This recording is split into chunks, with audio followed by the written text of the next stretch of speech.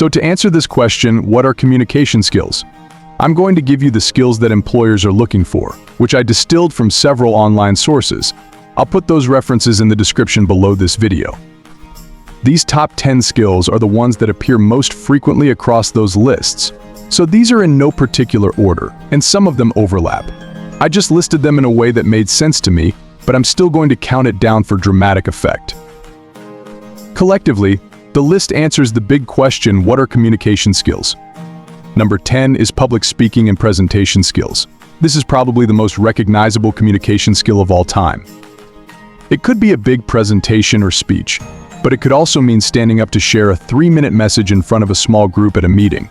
It's unusual that entry-level employees are great at this unless they majored in communication in college. But on the flip side, if you are a strong stand-up speaker, you will instantly separate yourself from the crowd. People see good public speaking and say to themselves, that's a leader. Number 9 is persuasive skills. Persuasive skills are crucial because we are constantly making requests for approval and support.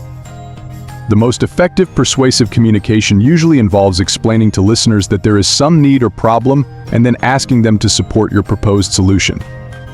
This certainly happens while you're standing up presenting, but it could happen one-on-one as well, or in a group meeting, even in an email or written proposal. Number 8 is interpersonal skills. This is the type of one-on-one communication we do with our friends and significant others. At work, we interact one-on-one with colleagues, supervisors, and subordinates. There are constant demands on task-related communication, like dealing with facts, figures, and spreadsheets, all while working under pressure. This context makes it all the more important that we take the time to also interact in supportive and respectful ways to create mutual understanding and satisfying connections. Number 7 is listening skills. This is perhaps the most underrated communication skill I know of. Good listening is a hidden superpower. This involves removing distractions, tuning in, and preparing yourself to absorb the other communicator's message. This could be listening carefully to learn a new skill or important information. Or it could be listening to be a supportive ear and build genuine relationships at work. I have heard it said that good leaders are good listeners. Closely related is number 6, communicating with empathy.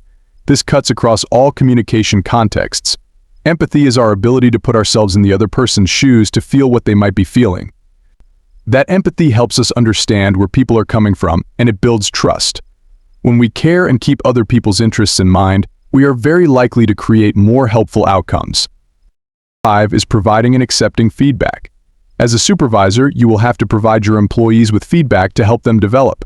And we can't just point out their mistakes. Constructive feedback should include some specific coaching to help people make improvements. It's equally important to hear and receive feedback. It's easy to get defensive, especially when feedback is not explained in a helpful way. But if you can learn to be open to feedback and find something helpful in it, others will count it as a valuable communication skill. And 4th is teamwork and collaboration in groups. Working in teams is exponentially more complicated than working one-on-one. People who are good in groups have good task skills, like asking good questions, providing helpful information, offering a point of view.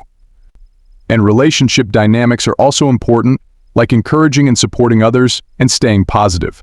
Nowadays, it's hard to picture getting promoted if we aren't good with groups and teams.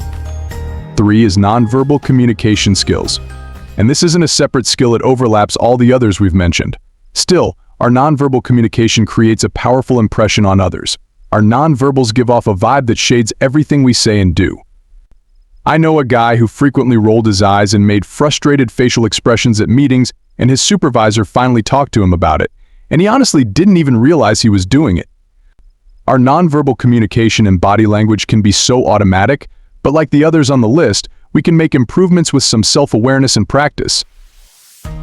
And number 2 is phone skills. Since we are not face-to-face on the phone, we notice other people's tone of voice and timing much more than usual. If somebody pauses for too long, it can create the impression that something went wrong. So someone with good phone skills might fill that pause with helpful information and say, "Give me a moment, I'm looking something up." People with good phone skills make small adjustments in their words and their tone to create a helpful, more well-rounded interaction. And number 1, and remember, these are not in order, I'm just counting it down for fun. Number 1 is written skills. This could be emails, reports, a proposal. People will give you credit for good written skills if you're organized, clear, and concise, just like the other communication skills. Now, unlike the other real-time communication skills, you can put a written message aside, come back to it later, and revise it before sending it. So a word to the wise: never send the first draft of an important message. Set it aside and revise it before you click send. Let's look at this whole list. Yes, there are certainly other communication skills, but when people ask the question, what are communication skills, this list gives you the top 10 that employers believe are most important. And that's it for today, guys. Thanks for listening.